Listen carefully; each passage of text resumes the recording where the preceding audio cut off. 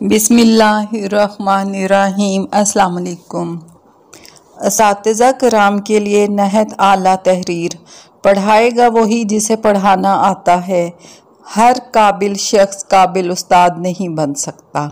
अगर आप ज़बान लैंग्वेज पढ़ाते हैं, इसके बावजूद आपका शागिर्द बदज़ुबान और बदगो है, तो आपको ज़बान पढ़ाने के बजाय ज़बान सिखाने की फ़िक्र करनी चाहिए। आपने बच्चे को रियाजी का हर सवाल हल करने में माहिर बना दिया, लेकिन अगर वो अपनी ज़िंदगी के मामूली मसाइल तक हल नहीं कर सकता, तो फिर आपको सोचना चाहिए कि आपने रियाजी तो इसके लिए आसान कर दी है, लेकिन ज़िंदगी मुश्किल कर गई है। मेरा टीचिंग में जितना भी तजर्बा है, मैंने ये सीखा है कि बच्चा किताब से कुछ भी नहीं सीखता। किताब तो एक बेजान चीज़ है, वो भी निसाब की किताब। सिखाता तो उस्ताद है। आप कुरान की मिसाल ले लें, भला इससे ज़्यादा और कोई किताब क्या पुरअसर किताब होगी।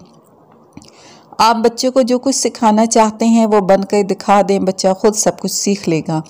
याद रखें, अगर उस्ताद की ज़िंदगी में कोई मकसद नहीं है तो वो तुलबा को कोई मकसदियत नहीं दे सकता। अगर उस्ताद की अपनी ज़िंदगी ही बेमायनी और बेमकसद हो, तो भला वो अपने तुलबा की नया पार लगाने में कब कामयाब हो सकेगा। सबसे अहम मसला सुनने और सुनाने का है।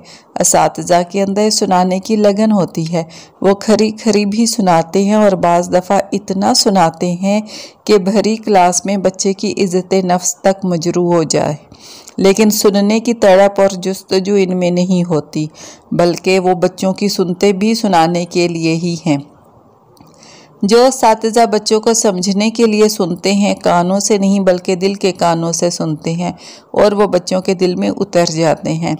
अगर आप चाहते हैं कि बच्चे आपका एहतराम करें, तकल्लुफ़ के लिए नहीं, दिल से उठकर आपका इस्तकबाल करें, तो फिर उनको इन्हें दिल से सुनना पड़ेगा। बच्चों के लिए आमतौर पर वो मजमून खुद ब खुद दिलचस्प बन जाता है जिस मजमून का उस्ताद उनके लिए दिलचस्प बन जाता है। आपकी टीचिंग की इंतहा और मेराज ये है कि बच्चे फ्री पीरियड में आपको खुद बुलाने आ जाएं, और जब आप क्लास से जाने लगें तो इनको तशनगी महसूस हो। आप जैसे होते हैं वैसी ही शुआएं आप में से निकलने लगती हैं। सूरज को बताना नहीं पड़ता कि मैं निकल गया हूँ, सुबह हो गई है। फूल ऐलान नहीं करता कि मैं खिल गया हूँ, इसकी खुशबू पूरे बाग को बता देती है कि कोई फूल आज खिल गया है। बिल्कुल इसी तरह अगर आप वाक़या काबिल उस्ताद हैं, तो फिर तुलबा को आप में वो शुआएं पुरलम्हा फूटती महसूस होने लगेंगी। अगर आप उस्ताद नहीं हैं और हादसाती तौर पर टीचिंग में आगे हैं, तो कोशिश करें कि इसको अपना शौक़ भी बनाएं। गालिब फरमाते हैं कि बंदा काम से थक जाता है, मोहब्बत से नहीं थकता। इसलिए काम से मोहब्बत कर लें, इसके बेशुमार फ़वाइद हैं। सबसे बड़ा फ़ायदा यह है कि आपको इत्मीनान क़ल्ब नसीब हो जाएगा। ये खुदा की वो नेमत है जो दुनिया में किसी किसी को ही मिलती है। दूसरा, आपकी सीखने की लगन बढ़ जाएगी। सबसे बढ़कर यह कि अल्लाह आपको इतनी इज़्ज़त देगा कि शायद आपने सोचा भी ना हो। उस्ताद को सबसे बड़ा फ़ायदा जो अल्लाह देता है वो ये है कि इसके रिज़्क़ में बरकत हो जाती है।